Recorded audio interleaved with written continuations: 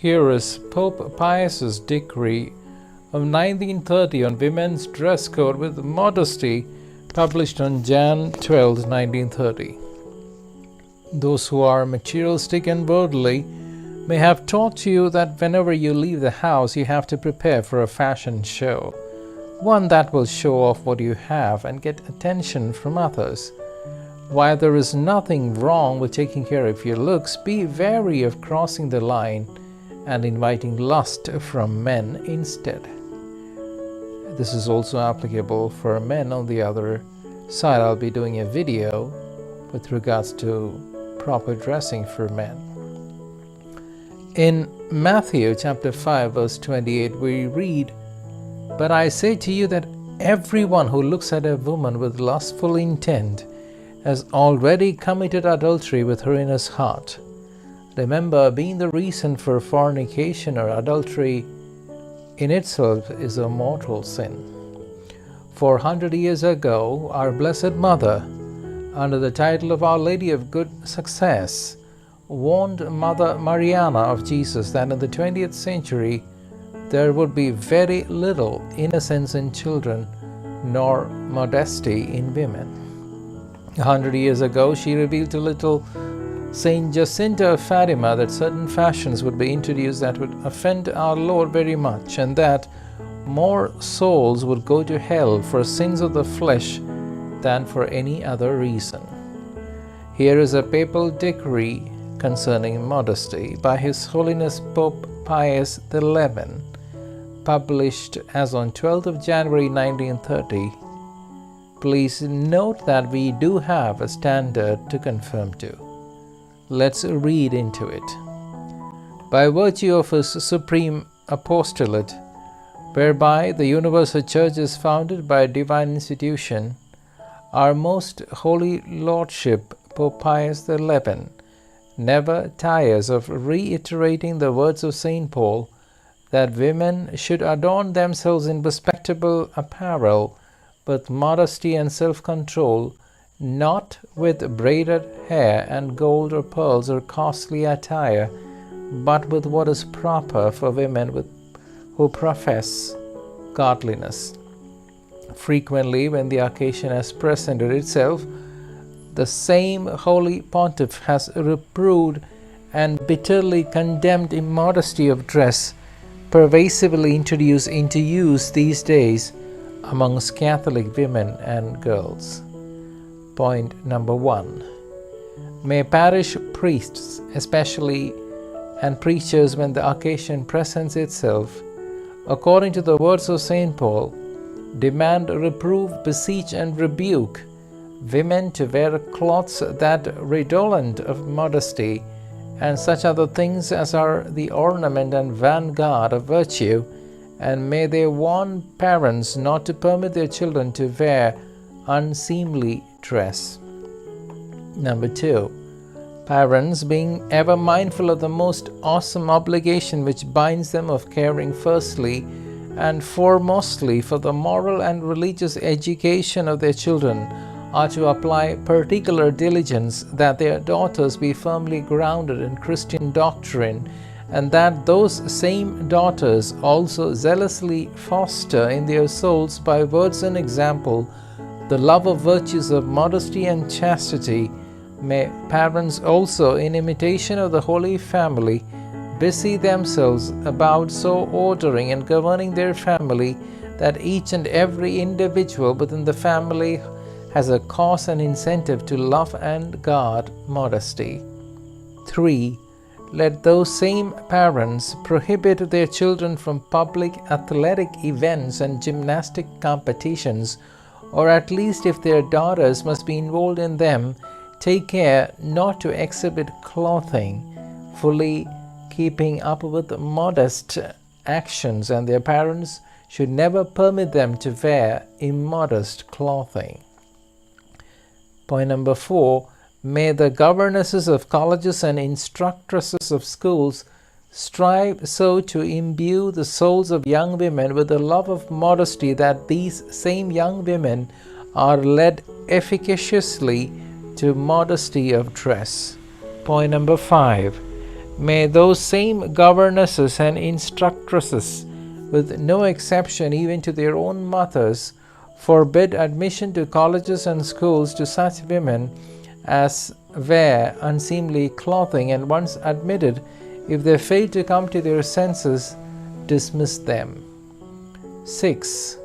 Let not religious, according to the letters given by the Sacred Congregation concerning religious on August 13, 1928, admit young women into their colleges, schools, oratories, or gymnasia who do not observe a Christian manner of dress, or if they have already been admitted, and if they don't tolerate those who do not observe a Christian manner of dress, ask them to leave.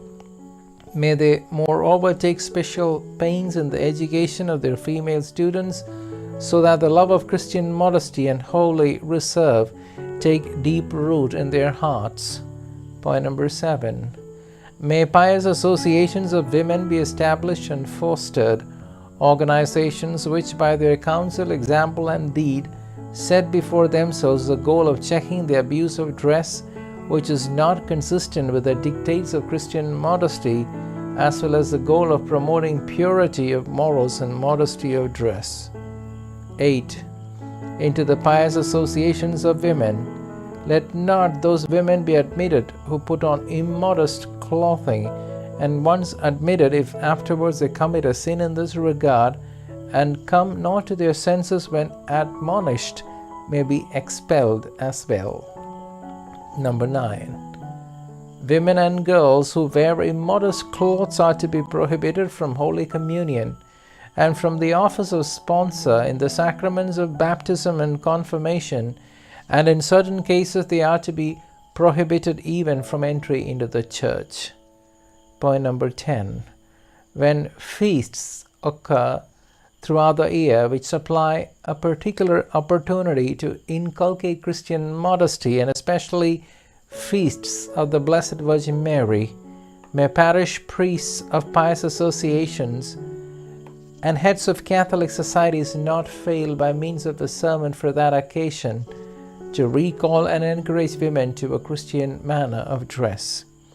Every year on the Feast of the Immaculate Conception of the Blessed Virgin Mary, let special prayers in all the cathedrals and parish churches be made, and where possible, may timely exhortation be given to the people in the church. Number 11. May diocesan councils discussed in a declaration of the Holy Office of March 22, 1918, in a spirit of vigilance, and at least once a year, openly deal with finding ever more suitable means and methods of effectively giving counsel on feminine modesty. Secondly, post notices on doorways and inside church the requirements of proper dress along with head coverings, and demand these regulations to be followed. Thirdly, leave out brochures and other means of literature teaching and warning of the sin of immodesty. There is one card titled "Sin Most Displeasing to God and Women," relating the story of the woman damned to hell. Fourthly, post notices in the bulletin on a weekly basis. And do not forget, first of all, teach modesty and proper dress code in the sermons. Silence implies consent. And the last point in the decree, point number 12, to which point may salutary action effectively and safely lead, may bishops and other local ordinaries keep this sacred congregation informed every third year, together with a report on religious institution given of our own accord in letters in the Catholic World on June 29, 1923, even concerning the condition of things and the state surrounding feminine manner of dress, and concerning works carried out in accordance with the rule of this instruction. Here is a reference to the Mary-like standards for modesty in dress, as laid down in conjunction with the Pope's decree on modesty in dressing for women and girls, applicable since 1930, but unfortunately not followed to this day. A dress cannot be called decent which is cut deeper than 2 fingers' breadth under the pit of the throat, which does not cover the arms at least to the elbows and scarcely reaches a bit beyond the knees. Furthermore, dresses of transparent materials are improper. There are 8 points, of which we are going to read point number 1. Mary-like is modest without compromise, like Mary, Christ's mother. Point number 2. Mary-like dresses have sleeves extending at least to the elbows and skirts reaching below the knees. Point number 3. Mary-like dress requires full coverage for the body, chest, shoulders, and back, except for a cutout above the neck not exceeding 2 inches below the neckline, in front and in back, and a corresponding 2 inches on the shoulders. 4. Mary-like dresses do not admit as modest coverage transparent fabrics like laces, nets, organdy nylons, etc., unless sufficient backing is added. However, their moderate use as trimmings is acceptable. Mary-like dresses do not admit the use of improper flesh-colored fabrics. Point number 6. Mary-like dresses conceal rather than reveal the figure of the wearer. They do not unduly emphasize the parts of the body. Point number 7. Mary-like dresses provide full coverage even after the jacket, the cape, or the stole are removed. Point number 8. Slacks or jeans are not to be worn to church. They are strictly forbidden.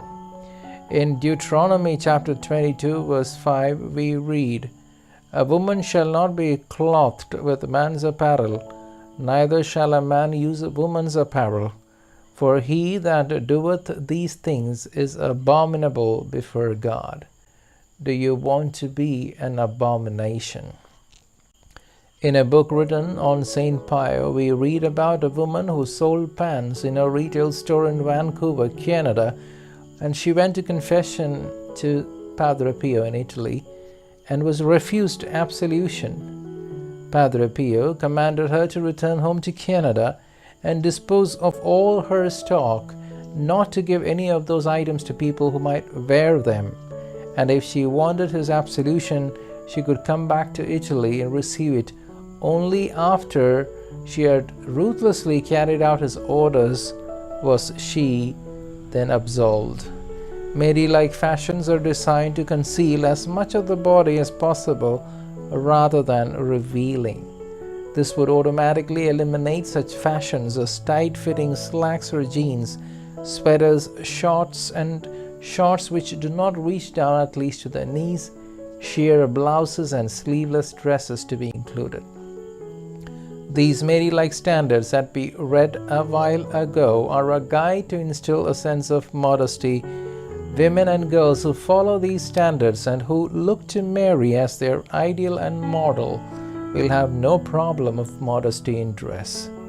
She who follows these standards will not ever be the occasion of sin or a source of embarrassment or shame to others.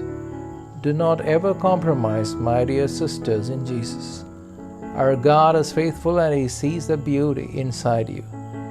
You cannot serve 2 masters at the same time. God bless you.